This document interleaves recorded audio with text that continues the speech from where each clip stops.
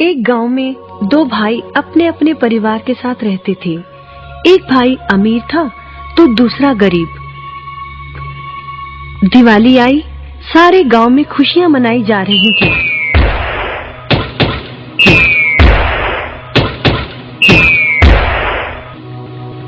परंतु छोटे भाई के पास तो खाने लायक भी कुछ नहीं था।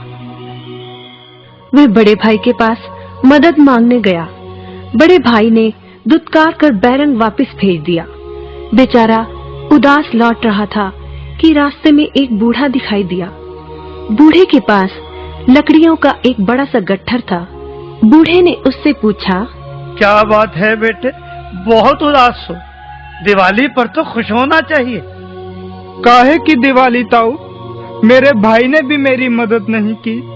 मेरा परिवार भूखों मर रहा है और मैं कुछ नहीं कर पा रहा।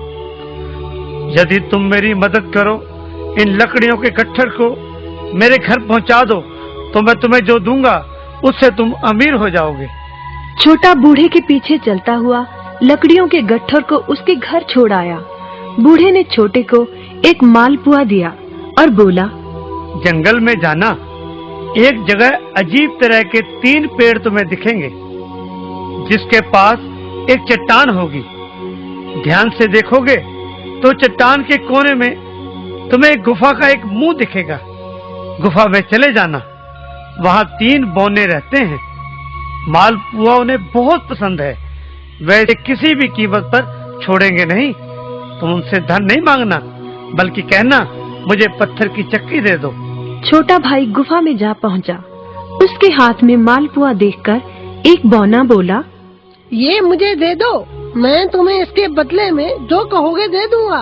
छोटा बोला, मुझे बस अपनी पत्थर की चक्की दे दो। चक्की लेकर छोटा जैसे ही चलने लगा, बौना बोला, इसे मामूली चक्की ना समझना।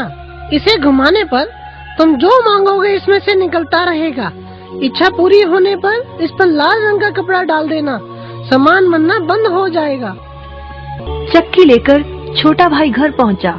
पत्नी और बच्चे भूखे थे। उसने कहा, यहाँ पर एक कपड़ा बिछाओ। कपड़ा बिछाकर चक्की उसके ऊपर एक किनारे रखकर छोटे ने चक्की चलाई और बोला, चक्की चक्की चावल निकाल।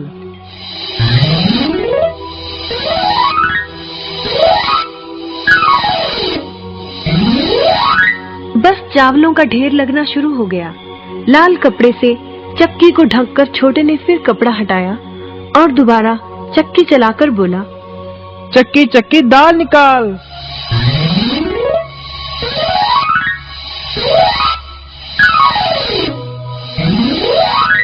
ढेरों दाल निकलती रही।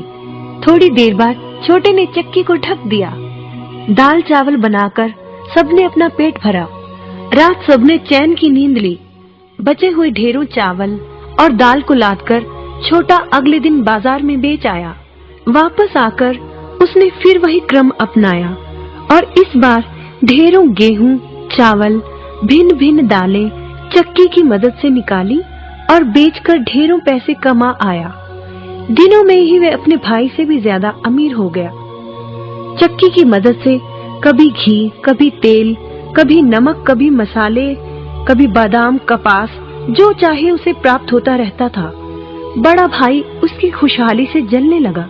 उसने सोचा, चंद दिनों पहले तो ये भूखों मर रहा था, अब इसके हाथ क्या लगा जो ये मुझसे भी ज्यादा धनी हो गया है।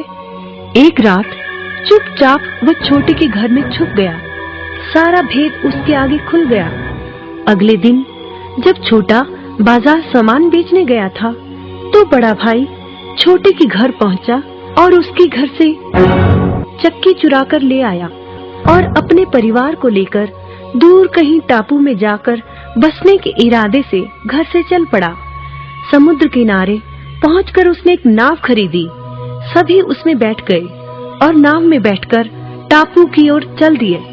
उसकी पत्नी हैरान थी कि एक बेकार सी चक्की लेकर उसका पति सारा घर बाहर छोड़कर हम सबको लेकर कहाँ जा रहा है। बड़े भाई ने पत्नी की जिज्ञासा शांत करने के लिए चक्की को घुमाया और बोला, चक्की चक्की नमक निकाल।